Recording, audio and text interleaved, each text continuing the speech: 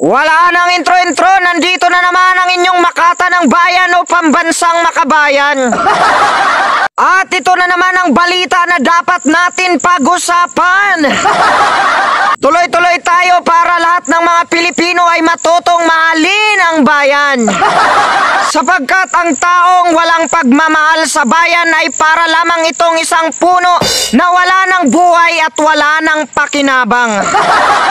Pero bago tayo magsisimula, ang nagbibigay ng regalo ay atin munang pasasalamatan. Maraming salamat po, Amazing Love, at kay Shibako Daka, at kay Fimorio K63, at kay Nora Orsos 266, at kay Banji Wright, at kay Maria More, at kay Mr. Clay, at kay Timbat Kibat Voldemort. Ang Makatang General na si General Luna ay merong artikulo 1, ang sino mang hindi susunod ng utos ay may parusang kamatayan. At ang artikulo 1 ko naman, pakiusap ang komersyal ko, wag ninyong laktawan. Yung artikulo 1 ko, wag ninyong kalimutan. Please, wag ninyong i-skip ang ads para pagdating ng buwan, magpapapiding tayo sa lahat ng mga nagugutuman. Kasi sa panahon ngayon, kawawa ang ating mga kababayan. Noong eleksyon sila ay pinangakuan, pero ngayon pinabayaan, kumukulo ang tiyan. Kumusta na ang Pilipinas? Ayan, hindi pa rin nakabangon, patuloy pa rin gumagapang. Katulad nila, nararanasan ko din ang kanilang nararanasan. Nakakaawa ang mga kapatid natin sa kahirapan.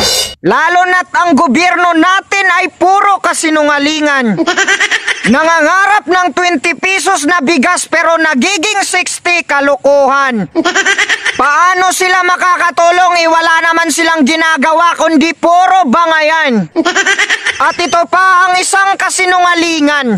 Sinasabi noon hindi papasukin ang ICC. Pero ngayon dahil binabati ko siya, hala sige papasukin na yan. Yan ang taong may paghihiganti sa kanyang kalooban. Hindi katulad niya, sa lahat ng nambabati ko, sinasabi niya, hayaan nyo yan, karapatan nila yan. Alam nyo, ramdam ko ang pagtitiis ng ating mga kababayan. Kasi noon nung nawala ako sa pagbablog, labis akong nahihirapan.